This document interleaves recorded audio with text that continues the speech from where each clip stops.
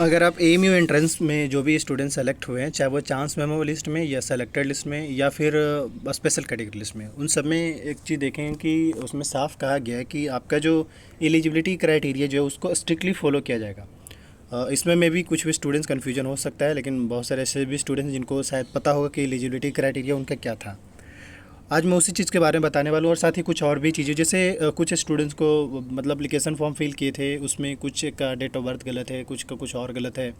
तो इस वजह से बहुत सारे स्टूडेंट्स का क्वेरी आ रहा है। हालांकि इसका एग्जैक्ट सॉल्यूशन अभी समझ नहीं आ रहा है, लेकिन ऐसे में मैं एक सॉल्यूशन, बड़ा फाइनल सॉल्यूशन आपको दूंगा, ताकि आपको ज़्यादा फिर आगे प्रॉब्लम फेस ना करना पड़े। मैं ये कहना चाह रहा हूँ कि यहाँ पे जो है, जैसे एएमयू का एक हेल्पलाइन नंबर है जो कि कंट्रोलर का है। तो अगर आप उस हेल्पलाइन नंबर से, हालांकि उससे बात होगा, लेकिन उसका एक टाइमिंग मैं बता दूंगा कि इस टाइम के आसपास में ज़रूर बात हो जाएगी। जैसे लाइक मॉर्निंग में जो भी स्टूडेंट्स ट्राई करेंगे, मोस्ट ऑफ ऑल उनकी बात हो जाएगी। लेकिन अभी हम आते हैं, जो मैं बता रहा हूँ उसको फिर लास्ट में आपके नंबर को मैं बता दूंगा। अभी आ जाते हैं सबसे पहले एडमिशन वाला आइकन पे। उसके बाद जो है ये जनरल एडमिशन पे जाएंगे। अब इसके बाद अगर आप देखें यहाँ पे एप्लीकेशन फॉर्म नहीं, बल्कि इसके नीचे गाइड है, इस पर हम सिंपल क्लिक कर लेंगे। ये रहा एएमयू का गाइड, इसको सिंपल हमने ओपन कर लिया। अब स्क्रॉल करते हुए नीचे आएंगे यहाँ पे, और यहाँ पे वो हर इन्फॉर्मेशन मेंशन है कि कैसे कैसे क्या है। लेकिन अभी मैं ये कहूँगा कि जिन भी स्टूडेंट का सिलेक्शन नहीं हुआ है, देखिए हाँ, अब जो बच्चे इस बात को लेकर कन्फ्यूज़न में, चलिए इसको मैं थोड़ा बाद में बता दूंगा, पहले जो मैं आपको बताना चाह रहा था वो थोड़ा आपको बता दूँ। यहाँ पे ये सारा कोर्सेज़ का नाम है, और इसके बाद स्क्रॉल करते हुए नीचे आएंगे तो मैं आपको थोड़ा दिखा दूँ। ये रहा, अगेन स्क्रॉल करते हुए नीचे आएंगे हम,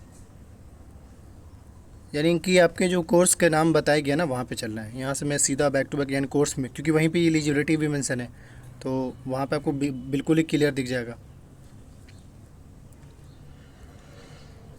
ये रहा फैकल्टी ऑफ एग्रीकल्चर साइंस, और इसमें ये bachelor of degree BSc honours home science का। इसमें अगर आप देखेंगे तो इसमें सीट्स साफ मेंशन है, यानी कि सिर्फ फीमेल सीट्स ही है, मेल का सीट्स यहाँ पे नहीं है, पहली चीज़। लेकिन ये क्वालिफाइंग एग्जामिनेशन, यही उसका इस लिमिट का क्राइटेरिया, या सॉरी एलिजिबिलिटी क्राइटेरिया जो है यही आपका है। मतलब अगर आप रिजल्ट में चेक करेंगे, उसमें मेंशन है कि भाई जो आपका जो एलिजिबिलिटी क्राइटेरिया है उसको स्ट्रिक्टली फॉलो किया जाएगा। तो वही जो आपका एलिजिबिलिटी क्राइटेरिया वो यहाँ पे क्वालिफाइंग मार्क्स के नाम से जाना जाएगा।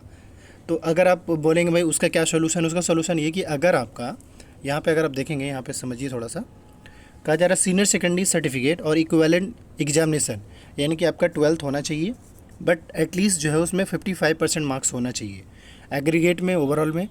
किस में? Biology, then chemistry, then mathematics and physics and home science. तो ये ओवरऑल जो आपके जो पेपर हैं उसमें ओवरऑल एटलीस्ट 55% मार्क्स होना चाहिए।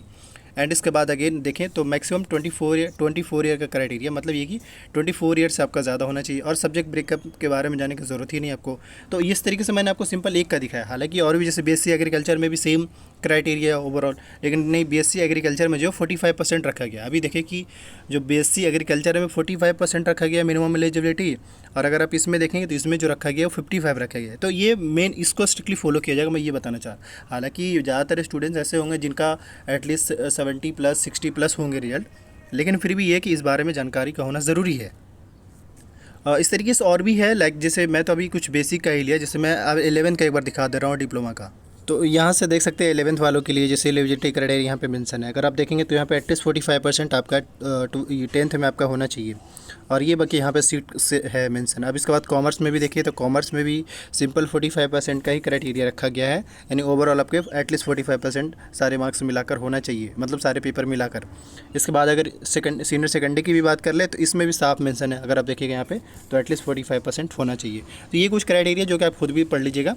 पढ़ने के लिए बड़ा सिंपल ये कि आप प्रोस्पेक्टस के सिंपल फर्स्ट पेज पे आ जाइए, सारे स्टूडेंट्स का, ऐसे नहीं कि सिर्फ 11th वाले के लिए, सारे स्टूडेंट्स के फर्स्ट पेज पे आइए। आने के बाद यहाँ पे देख सकते हैं कि जैसे फैकल्टी ऑफ साइंस में ये सारे डिपार्टमेंट है, पेज नंबर वाइज करके आप पहुँच सकते हैं। इस तरीके से आगे भी है, ऐसा नहीं कि सिर्फ यही है। जैसे और भी कोर्सेज़ का नाम मैं ले रहा हूँ, जैसे कि यहाँ पे देख सकते हैं फैकल्टी ऑफ इंजीनियरिंग में जितने भी कोर्सेज़ हैं उनका, इस तरीके से और भी तो ये प्रोसेस इस तरीके से डिप्लोमा में भी आप देख सकते हैं। पेज नंबर D7 में जाइएगा तो सारे कोर्सेज का वो एलिजिबिलिटी क्राइटेरिया मेंशन है। बाकी फिर भी किसी को क्वेरी, हाँ अब बात होती, सुनिए मैं ऐसा करता हूँ, वीडियो के डिस्क्रिप्शन बॉक्स में जो AMU का हेल्पलाइन नंबर है वो मैं दे दूँगा, और आपको जो भी क्वेरी हो, क्योंकि बहुत सारे ऐसे भी आपके क्वेरी जो जिसका सॉल्यूशन सब किसी के पास नहीं होता है, लेकिन कंट्रोलर के पास होता है, क्योंकि वही उन्हीं के बिहाफ में वो सारी चीज़ें अपडेट करी जाती है।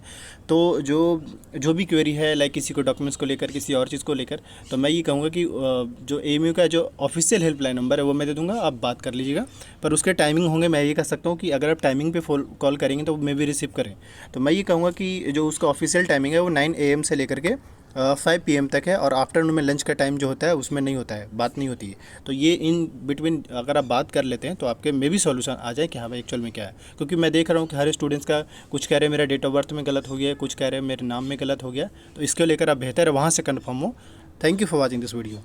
अगर आप AMU के रिजल्ट से अपडेटेड रहना चाहते हैं तो इस यूट्यूब चैनल जरूर सब्सक्राइब कर